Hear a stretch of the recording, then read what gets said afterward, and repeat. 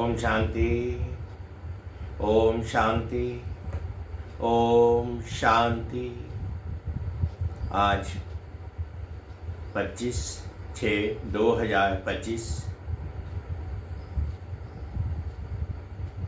प्रातः मुरली ओम शांति। बाप दादा सुनते हैं बाबा के महावाक्य।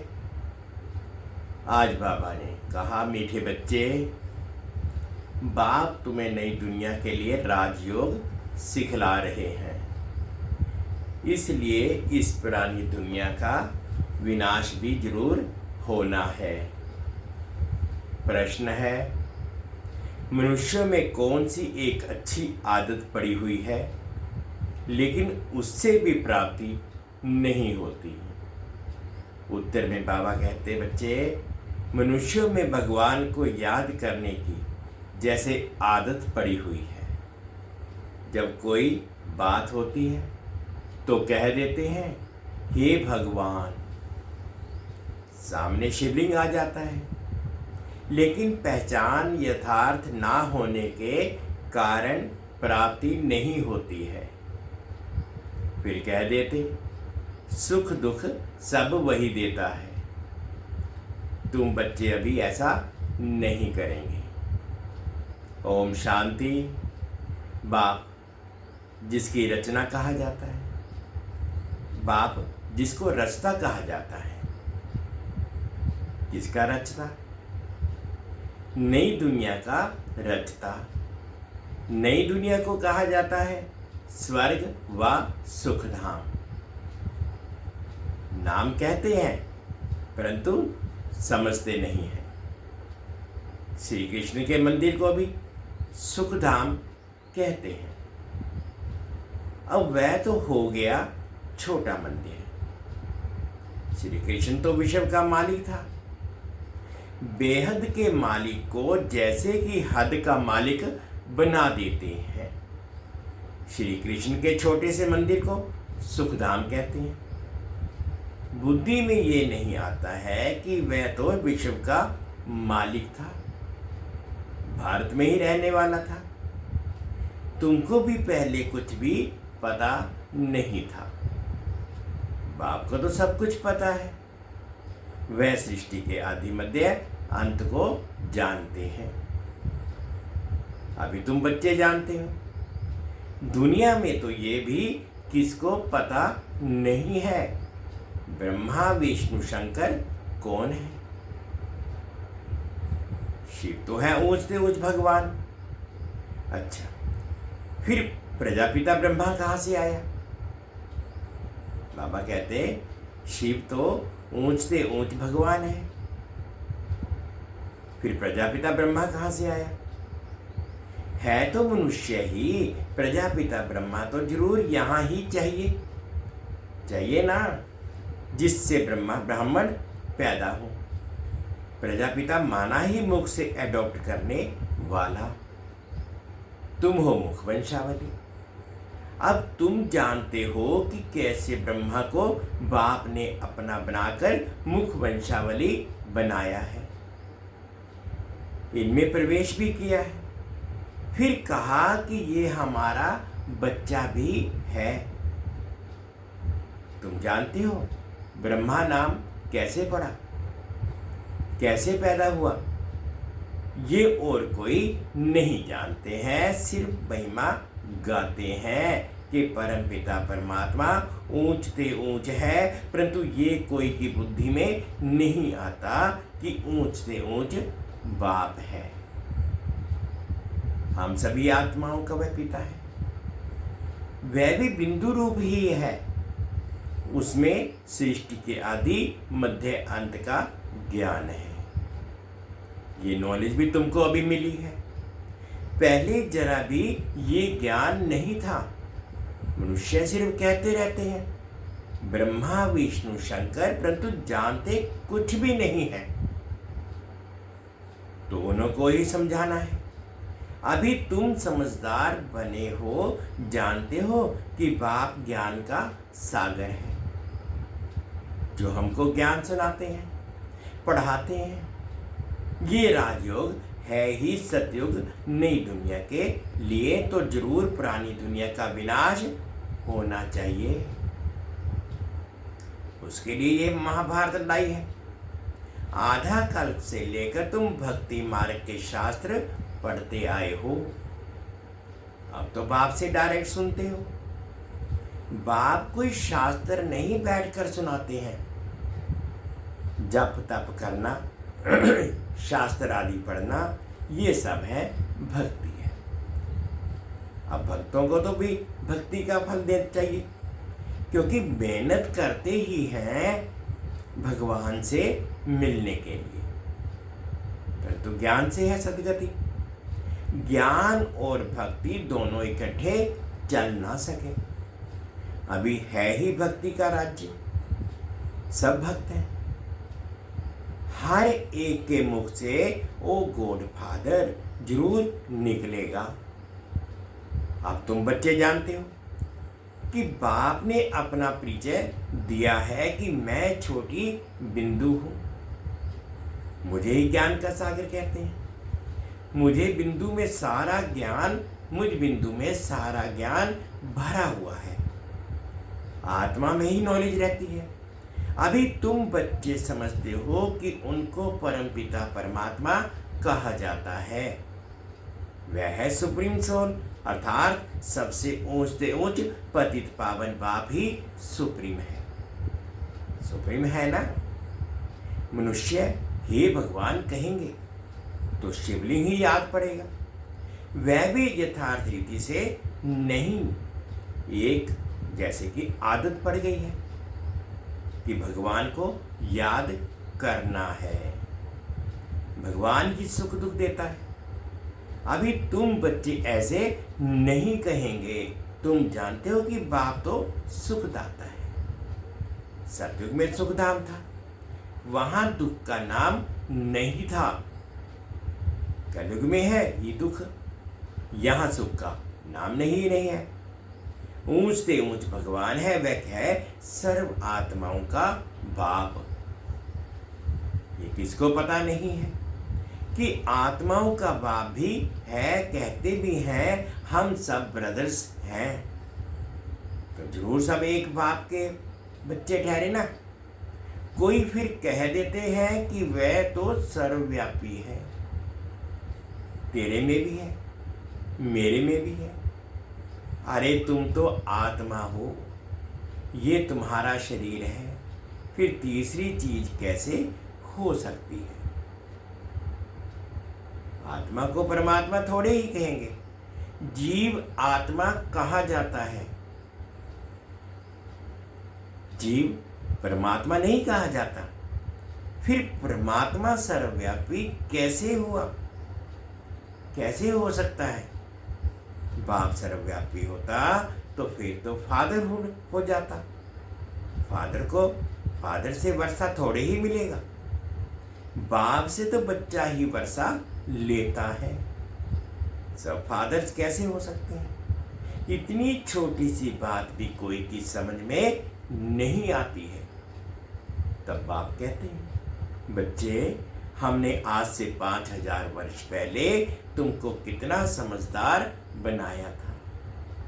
तुम एवर हेल्दी वेल्दी समझदार थी। इससे जास्ती समझदार कोई हो नहीं सकता। तुमको अभी जो समझ मिलती है ये फिर वहां नहीं होगी। वहां ये थोड़ी ही मालूम रहता है कि हम फिर गिरेंगे। ये मालूम हो तो फिर सुख की वासना ही ना आए। ये ज्ञान फिर प्रायलोभ हो जाता है। ये ड्रामा का ज्ञान सिर्फ अभी तुम्हारी बुद्धि में है। ब्राह्मण ही अधिकारी रहते हैं। तुम्हारी बुद्धि में है कि अब हम ब्राह्मण वर्ग के हैं। ब्राह्मणों को ही बाप ज्ञान सुनाते हैं।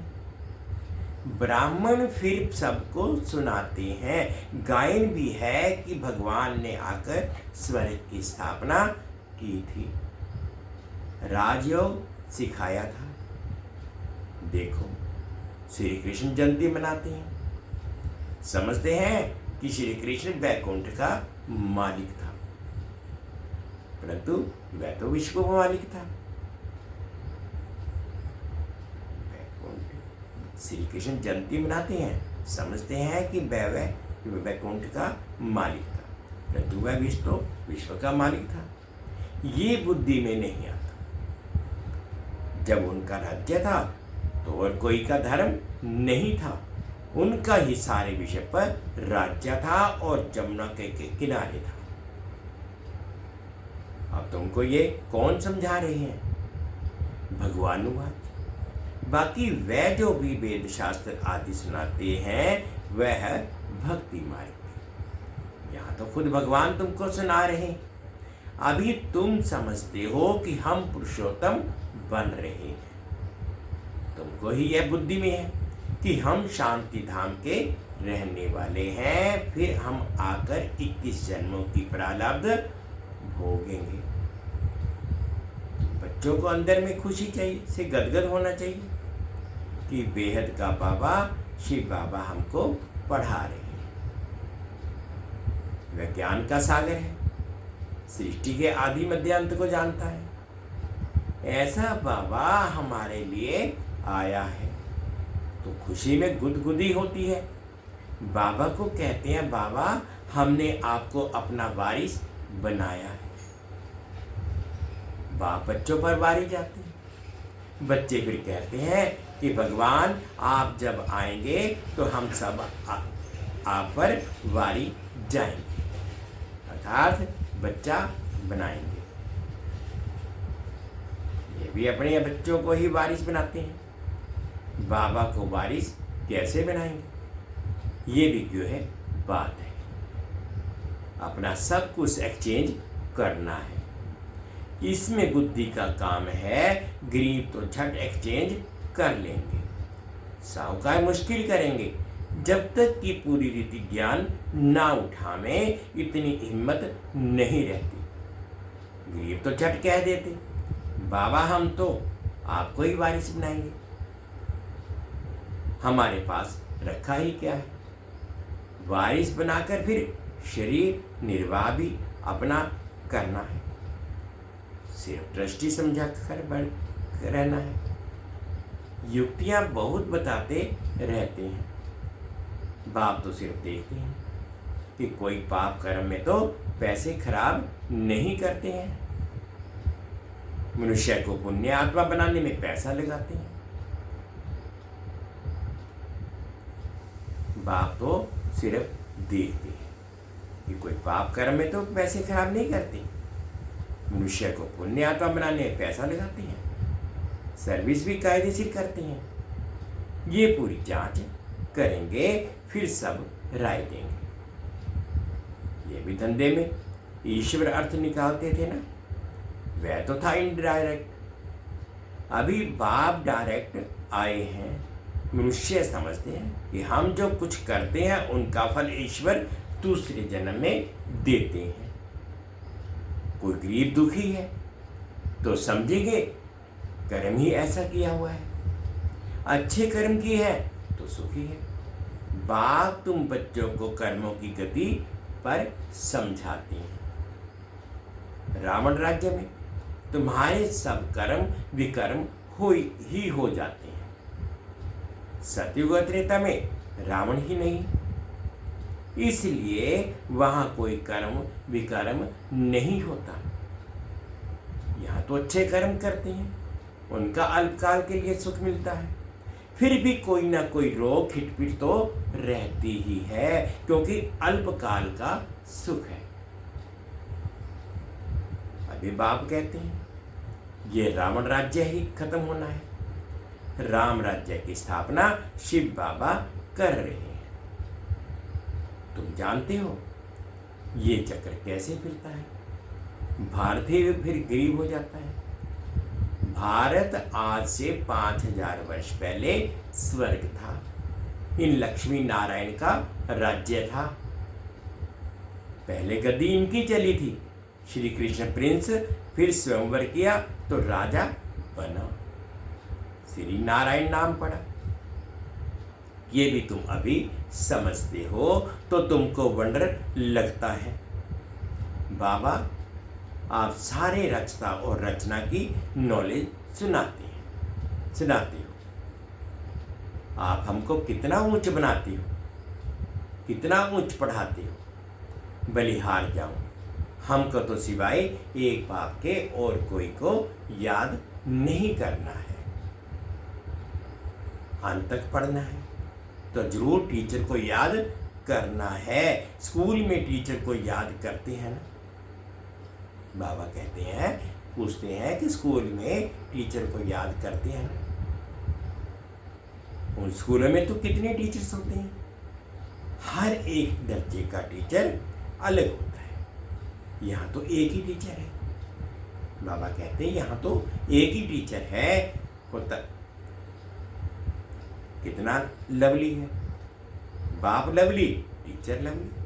आगे भक्ति मार्ग में अंधश्रद्धा से याद करते थे, अभी तो डायरेक्ट बाप पढ़ाते हैं, तो कितनी खुशी होनी चाहिए।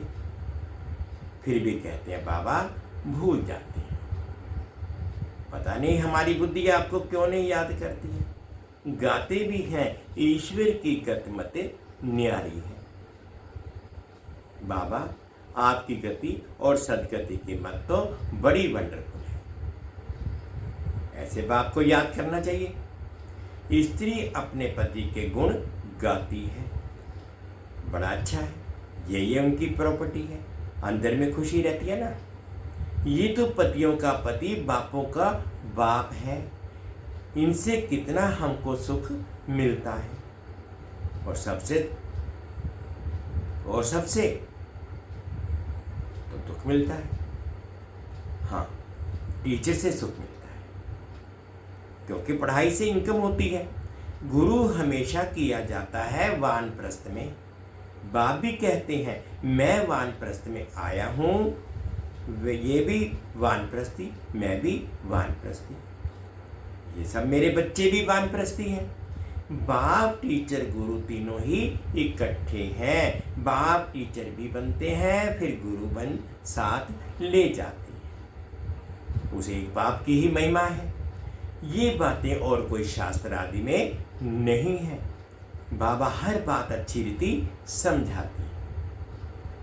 इनसे ऊंची नॉलेज कोई की होती नहीं, ना जानने की दरकार रहती है। हम सब कुछ जानकर विश्व के मालिक बन जाते हैं, और जास्ती क्या करेंगे। बच्चों की बुद्धि में है ये तो हो, तब खुशी में हो और उस याद में रहे। पुण्य आत्मा बनने के लिए याद में जरूर रहना चाहिए। माया का धर्म है तुम्हारे योग को तोड़ना। योग में ही माया विघ्न डालती है। बाबा कहते हैं योग में ही माया विघ्न डालती है, भूल जाती हो। माया के तूफान बहुत आते हैं, ये भी ड्रामा में नून है। सबसे आगे तो ये है, तो इनको सब अनुभव होते हैं। मेरे पास जब आए तब तो सबको समझाऊं ना। ये सब ने माया के तूफान आएंगे, बाबा के पास भी आते हैं, तुमको भी आएंगे। माया का तूफान ही ना आए, योग लगा ही रहे तो कर्मातीत अवस्था हो जाए, फिर हम यहाँ रह ना सके। कर्मातीत अवस्था हो जाएगी तो फिर सब चले जाएंगे। शिव की बारात गाई हुई है ना, शिव बाबा आए तब हम सब आत्माएं जाएं। शिव बाबा आते ही हैं सबको ले जाने। सतयुग में इतनी आत्माएं थोड़ी होंगी। अच्छा, मीठे मीठे से खिलते बच्चों प्रति माता पिता बाप दादा का याद प्यार और गुड मॉर्निंग। रूहानी बाप की रूहानी बच्चों को नमस्ते।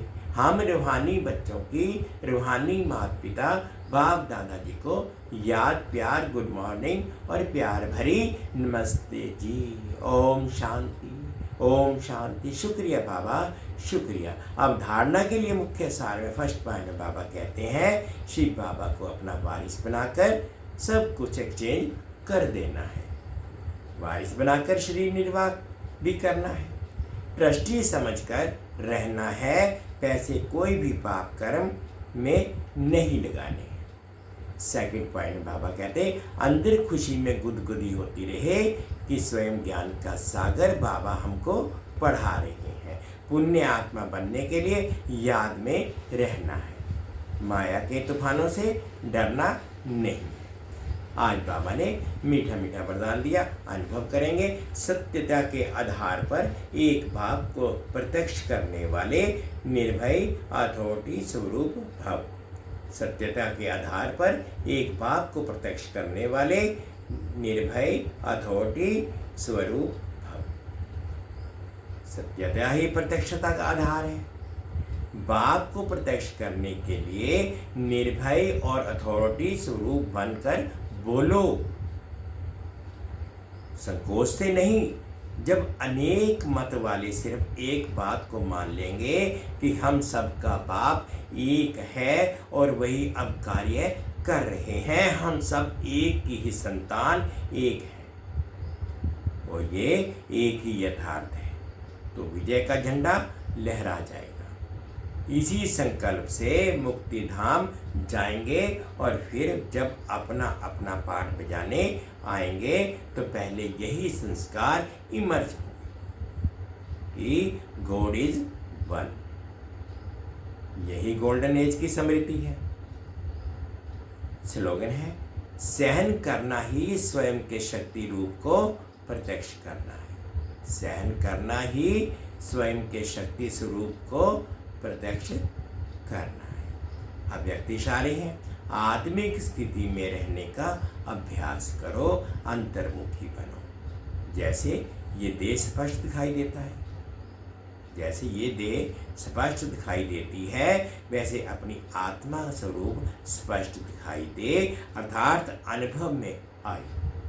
मस्तक अर्थात बुद्धि की स्मृति व दृष्टि के सिवाय आत्मिक स्वरूप के और भी कुछ भी दिखाई ना दे, वह स्मृति में ना आए। ऐसे निरंतर तपस्वी बनो जब हर आत्मा के प्रति कल्याण का शुभ संकल्प उत्पन्न होगा। भल कोई अपने संस्कार स्वभाव के वश आपके पुरुषार्थ में परीक्षा के निमित्त बना हुआ, उसके प्रति भी सदा कल्याण का संकल्प उत्पन्न हो। जैसे ये देह स्पष्ट दिखाई देती है, वैसे अपनी आत्मा का स्वरूप स्पष्ट दिखाई दे, अर्थात अनुभव में आए। मस्तक अर्थात बुद्धि की स्मृति व दृष्टि से सिवाय आत्मिक स्वरूप के और कुछ भी दिखाई ना दे, वह स्मृति में ना आए। ऐसे निरंतर तपस्वी बनो तब हर आत्मा के प्रति कल्याण का शुभ संकल्प उत्पन्न हो। भल कोई अपने संस्कार स्वभाव के वश आपके पुरुषार्थ में परीक्षा के निमित्त बना हुआ हो, उसके प्रति भी सदा कल्याण का संकल्प उत्पन्न हो। मीठे बच्चे, बाप तुम्हें नई दुनिया के लिए राजयोग सिखला रहे हैं, इसलिए इस पुरानी दुनिया का विनाश भी जरूर होना है। ओम शांति। शुक्रिया बाबा, शुक्रिया। 2 मिनट के लिए बाबा की याद में।